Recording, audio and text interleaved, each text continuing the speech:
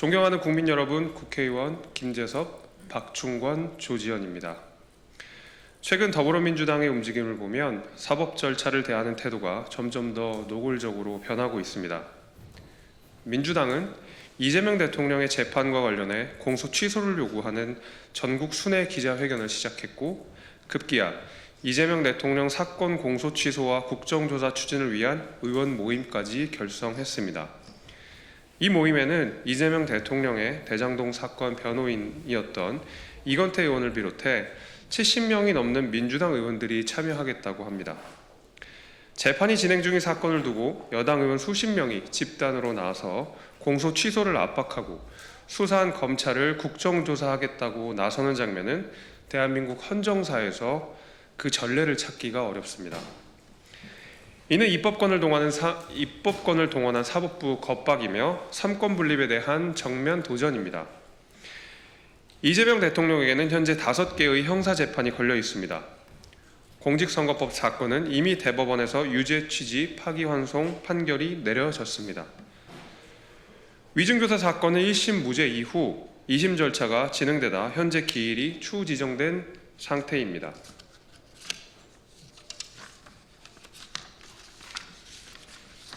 더 중요한 문제가 남아 있습니다.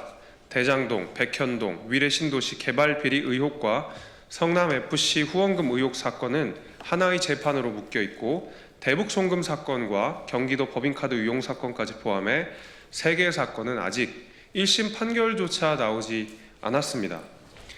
이 사건들은 검찰이 공소를 취소하는 순간 재판 자체가 열리지 않고 사라질 수 있는 사건들입니다.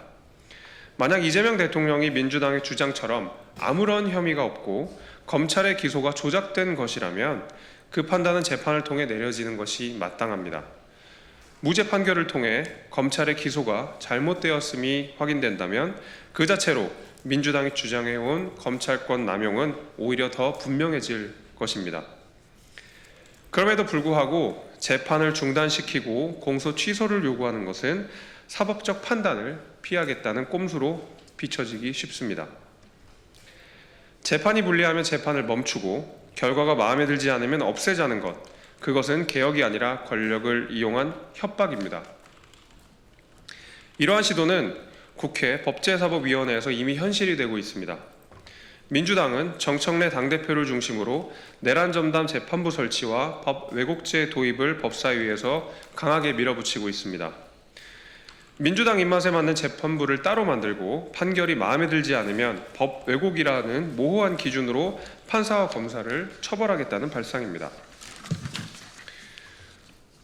그러나 민주당의 사법부 압박은 여기서 멈추지 않습니다. 최근 민주당은 이재명 대통령 공직선거법 사건의 유죄 취지 파기환송 판결을 주도했던 주심 대법관 출신 법원행정처장이 국회 법사위에 출석하자 사퇴를 요구하고 조롱과 비아냥을 쏟아냈습니다. 특히 민주당은 재판 기록을 제대로 읽었느냐는 질문을 반복하며 법원행정처장을 조리돌림했습니다.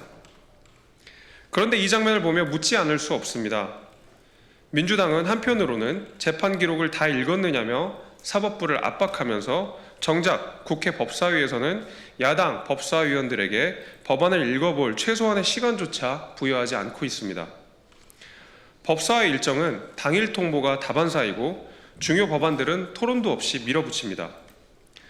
이런 일방적 상임위 운영에 법사위원으로서도 매우 힘이 빠집니다.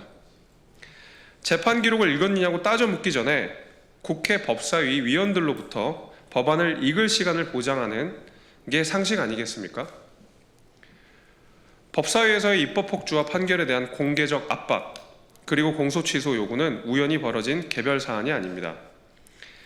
재판이 불리하면 제도를 바꾸고 판결이 마음에 들지 않으면 판사를 압박하며 아예 재판 자체를 없애려는 일련의 흐름입니다. 이것이 바로 사법부 길들이기입니다. 민주당은 공소 취소를 논할 시간에 재판부터 제기하십시오.